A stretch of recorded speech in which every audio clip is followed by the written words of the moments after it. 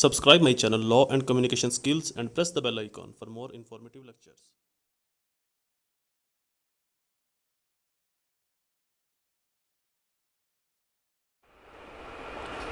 Assalamu alaikum friends and viewers, I hope all are fine. This is Mobushar Iqbal, Advocate High Court and Legal Lecturer. Series of legal lectures के अंदर हमारा आज का subject criminal law जो कि Pakistan penal code PPC का ही part है, और हमारा टॉपिक या question different theories of punishment. मेरा ये क्वेश्चन इस्लामिक जूरिस्प्रूडेंस के लिए भी है, पाकिस्तान पिनल कोड का जो पनिशमेंट्स काइंड या टाइप थ्योरीज ऑफ पनिशमेंट आएंगी उसके लिए भी है, टॉर्ट्स के लिए भी क्वेश्चन है और क्रिमिनल लॉ के लिए भी ये क्वेश्चन है। तो मेरे कुछ ऐसे क्वेश्चंस होते हैं जो और बुक्स के अंदर भी अवेलेबल है, तो इसलिए मैं सभी बुक्स के अंदर वो क्वेश्चन नहीं डालता और ना ही वो लेक्चर रिकॉर्ड करता हूं। तो जो कंप्रीहेंसिव लेक्चर्स हो वो एक ही रिकॉर्ड करता हूं, जो डिफरेंट हो वो फिर मैं अलग अलग करता हूं। तो ये मेरा torts, Pakistan penal code, criminal law और इस्लामिक जूरिस्प्रूडेंस सभी के लिए ये एप्लीकेबल होगा question. Theories of punishment. The common law function of state are to: war and administration of justice. Administration of justice classified into two part: civil justice and criminal justice.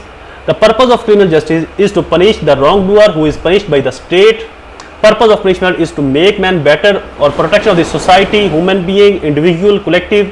With the passage of time, various theories of punishment has been given by the different jurists. बहुत सारे jurists के जरिए theories दी गई हैं। सज़ा का मकसद लोगों को, माशरे को महफूज बनाना, और जो लोग ये जुर्म करते हैं उनको इन जुर्म से दूर रखना, रोकना, ममानत करवाना, ताकि लोगों का तहफ़्फ़ुज़ हो सके, माशरे के अंदर स्टेबिलिटी आ सके, इक्वलिटी आ सके, जस्टिस और पीस हो, सोसाइटी ग्रो करे, सोसाइटी डेवलप करे। तो बहुत सारे पर्पस है पनिशमेंट्स के ऊपर तो घंटों लेक्चर दिया जा सकता है।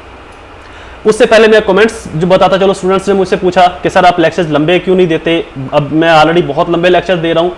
यूट्यूब की जो पॉलिसी गाइडलाइन है वो ये है कि 15 मिनट से ऊपर आप रिकॉर्डिंग नहीं कर सकते। मुझे बहुत से स्ट्राइक्स आ चुके हैं यूट्यूब की गाइडलाइन की तरफ से, तो सिर्फ आप लोगों की वजह से मेरे 20-22 मिनट के, 25 मिनट के भी लेक्चर्स होते हैं। तो मज़ीद इससे लंबे लेक्चर्स अपलोड नहीं किए जा सकते। कुछ गाइडलाइंस है, मेरी कोशिश होती है कि मैं 15-20 मिनट के लेक्चर्स के अंदर कंप्रीहेंसिवली लेक्चर्स आपको डिलीवर कर सकूँ, आपको अच्छे से समझा सकूँ, आपको समझ आ जाए। तो इंशाल्लाह उम्मीद है कि आपको अच्छे से समझ आ रही होगी। Definition of punishment. Punishment is method of protecting of society for the criminal and reducing the occurrence of the criminal act. जैसे कि मैंने आपको पहले बताया, सज़ा का मकसद माशरे को, लोगों को महफूज बनाना, उस जुर्म करने वाले शख्स के शर से बचाना लोगों को, ताकि उसको सज़ा दी जाए, उसको उसके जुर्म की सज़ा दी जाए, उसको हवालात में, जेल में बंद किया जाए, और नेक्स्ट इस तरह के क्राइम से तौबा करे, उसको देखकर बाकी लोग भी इबरत हासिल करें और इस तरह का कोई शख्स क्राइम कमिट ना करे।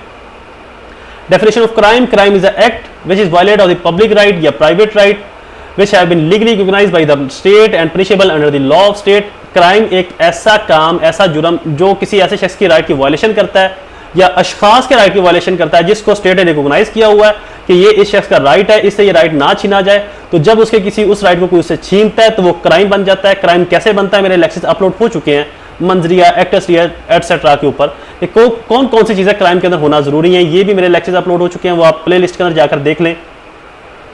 Definition of criminal justice. Criminal justice की definition क्या है? Criminal justice is a body of law which deal with the offence and imposition of the punishment of offence against their violations. Criminal justice से मुराद ऐसी courts, ऐसे अदारे, ऐसे जजी साहबान जो crime के मामला से डील करते हैं, लोगों को सजाएं देते हैं जिन्होंने जुराइम किए हुए हैं। Theories of punishment, next heading. सबसे पहली थ्योरी डेटरनेट थ्योरीज। डेटरनेट थ्योरीज मैंने रोमन उर्दू के अंदर लिखा भी हुआ है। डरा कर रोकना, यानी कि किसी शख्स को सख्ती से मना करना, किसी शख्स को मार डरा धमका कर, कोड़े मारना, काल कोठरी में बंद करना, किसी को ऐसे मना करना कि लोग दोबारा वो जुर्म ना करें। या उस जनरली जो डेटरनेट थ्योरी है ये ऐसे मुजरमों के ऊपर अप्लाई की जाती है जो हैबिचुअल ऑफेंडर और संगीन जुराइम के अंदर मुलविस हों, रेप के केसेस के अंदर, कत्ल गारत के अंदर, स्टेट के खिलाफ इंतशार फैलाने में, बगावत करने के अंदर, या जासूसी करने वाले जो मुजरमान हैं उनको इस तरह की सजाएं दी जाती हैं। The aim of object to revenge, बदला लेना, सख्त सजा देना, ऐसे डराना धमकाना कि नेक्स्ट कोई शख्स ये जुर्म ना करे, नेक्स्ट कोई शख्स ये जुर्म करने की सोचे ही ना। तो मुजरमों को डरा धमका कर रोकना ताकि उनसे बाकी जो अशखास है वो इबरत हासिल करे। क्रिटिसिज्म, अच्छा क्रिटिसिज्म से मुराद हर तरह की सजा के ऊपर क्रिटिसिज्म वक्तन फवक्तन आती रही है। जैसे कि इस्लाम के अंदर हद के ऊपर बहुत सारा तनकीदी मवाद पड़ा है, लोग बहुत तनकीद करते हैं, तो इस तरह से हर थ्योरी के ऊपर क्रिटिसिज्म आती रही कि ये थ्योरी अच्छी नहीं है, ये अच्छी नहीं है। तो लिहाजा क्रिटिसिज्म का एक व्यू है, एक राय है जो मैं आपको बता रहा हूँ, इसकी कोई इतनी वैल्यू नहीं है, जस्ट आपके नॉलेज के लिए मैंने ये नोट्स के अंदर भी मेंशन किया और आपको बता भी रहा हूँ। डेटरनेट थ्योरी के ऊपर बहुत सारी क्रिटिसिज्म है कि ये हार्श पनिशमेंट है for offenders, instead of except the fear of law harsh punishment lose the fear once criminal punishment, कि जो मुजरमों को जो सज़ा दी जाती है, जो इनको इनसे इंतकामन इनको सज़ा दी जाती है, सख्त सज़ाएं होती हैं, ये जो ऑफेंडर्स हैं, जो मुजरमान हैं, उनके लिए हमदर्दी पैदा करते हैं कि इतनी सख्त सज़ा नहीं होनी चाहिए। बेसिकली ये क्रिटिसिज्म के कुछ पॉइंट है, तनकीद के कुछ पॉइंट्स हैं। नेक्स्ट थ्योरी है प्रिवेंटिव थ्योरी। प्रिवेंटिव थ्योरी का मतलब, मकसद, पर्पज़ ये है कि अगर किसी ने कोई ऐसा जुर्म किया है और उसकी नीयत, इंटेंशन से साबित हो गया कि ये शख्स ने अनइंटेंशनली नहीं किया, ये आदि मुजरम है, या ये मतलब सोसाइटी के लिए बहुत ख़राब है, बहुत नुकसानदेह है, तो ऐसे शख्स को हमेशा के लिए अलग कर दिया जाए, यानी कि उसको सज़ाए मौत दे दी जाए, जिला वतनी दे दी जाए, मुल्क से बाहर भेज दिया जाए। इससे पहले, आज से कुछ 100 साल पहले इस तरह की जेलें होती थी जो मुल्क से बाहर बनाई जाती थी, किसी जजीरे के ऊपर, उसे ऐसे जजीरे में फेंक दिया जाए जहाँ से वो वापस ना आ सके। लाइक जो सोसाइटी के लिए बहुत ही हार्मफुल लोग हैं, बहुत ही नुकसानदेह लोग हैं, ऐसे लोगों को इस तरह की सजाएं दी जाती थी, ताकि बाकी जो लोग हैं वो भी उस जुर्म से तौबा रखें, तौबा करें, उस जुर्म से जो है वो बचे रहे, और जिससे अगर जो लोग उस जुर्म से बचेंगे, जुर्म करने से बचेंगे, तो सोसाइटी और लोग, जो बाकी माशरे के लोग हैं, वो भी महफूज रह सकेंगे। तो ये भी थ्योरी बहुत सख्त थी, लोगों को बिल्कुल ही खत्म कर देना। लाइक अगर किसी शख्स ने ट्रैफिक वायलेशन की है तो उसके लाइसेंस को हमेशा के लिए मुअत्तल कर दो, ताकि वो कभी चला ही ना सके। तो इस तरह से उसको मना किया जाए, बाज किया जाए, कि आने वाले लोग उससे इबरत हासिल करें और उस शख्स के शर से भी लोग महफूज रह सकें। क्रिटिसिज्म, इसके ऊपर भी क्रिटिसिज्म बहुत ज़्यादा है कि ये बहुत सख्त सज़ा है, आपने उसको संभलने का, उसको सुधरने का मौका ज़रूर देना चाहिए, सज़ाए मौत ना दें, जिला वतनी दें, एक दफ़ा से गलती होगी है, दोबारा से फिर उसको जो है वो मौका दिया जाए, ताकि वो ऐसा अपने आप को सुधार सके, अपने आप के अंदर बेहतरी ला सके। तो लिहाजा इतनी सख्त सज़ा नहीं होनी चाहिए। तो क्रिटिसिज्म करने वाले जो हैं, या क्रिटिसिज्म करने वाले जो उनके जो फॉलोवर्स हैं, उनकी बेसिकली ये तनकीद है इस थ्योरी के ऊपर। नेक्स्ट हेडिंग है रिफॉर्मेटिव थ्योरी। रिफॉर्मेटिव थ्योरी इस्लाह करना, किसी की असर नो उसकी जो है तामील करना, नए सिरे से उसको बनाना। लाइक एक मुजरम है, उसने जुर्म किया। जनरली जो ये थ्योरी है, ये बड़े क्राइम के अंदर नहीं अप्लाई होती, ये छोटे छोटे क्राइम के अंदर अप्लाई होती है, किसी नेग्लिजेंस के क्राइम के अंदर, किसी और जो छोटे माइनर या अनइंटेंशनली क्राइम सर्जद हो जाते हैं उनके अंदर। इसके अंदर जो क्रिमिनल है, जो ऑफेंडर है, उसको पॉलिश किया जाता है। अगर उसको जेल की सजा दी गई है तो जेल के अंदर उसको लिखाया जाता है, पढ़ाया जाता है, सिखाया जाता है, सुधराया जाता है। ट्रैफिक की उसने कोई वायलेशन की है तो जनरली ऐसे केसेस में जजेस साहबान ये सजा दे देते हैं कि जी आपने 1 माह ट्रैफिक स्कूल के अंदर कैद काटनी है। तो वो जो 1 माह कैद होती है वो दरअसल उसको ट्रैफिक की जो उसने वायलेशन की, अगर वो वायलेशन बड़ी है तो वहां पर उसको ट्रैफिक के रूल्स बताए जाते हैं, ट्रैफिक की रेगुलेशंस बताए जाते हैं, ट्रैफिक का तरीकाकार बताया जाता है। तो ऐसी सजा ऐसे माइनर क्रिमिनल्स को दी जाती है जिनको सुधारा जा सके। जनरली तो ये माइनस जितने भी होते हैं अंडर 14 ईयर, 16 या 18 ईयर, उनके ऊपर यह सजा उनको दी जाती है ताकि उनको सुधारा जा सके। नेक्स्ट जो वो माशरे में, सोसाइटी में आए तो बेहतर किरदार अदा कर सके, ना कि क्राइम करें, जुर्म करें। तो बेसिकली सजा का मकसद है मुजरम को सुधारना, उसको असर नो जो है तरबियत देना, गाइड करना।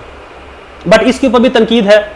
कुछ लोगों की तनकीद ये है कि जेल के अंदर चूंकि आप उसको भजवाते हो तो जेल के अंदर वो क्या सीखेगा, वहां पर तो बाकी मुजरमों से, कैदियों से मिलकर फिर से मुजरम बन जाएगा, कैदी बन जाएगा। तो लिहाजा माइनर जुर्म वालों को माफ कर देना चाहिए, छोड़ देना चाहिए, या उनको अलग से सजा देनी चाहिए, जेल में नहीं भजवाना चाहिए।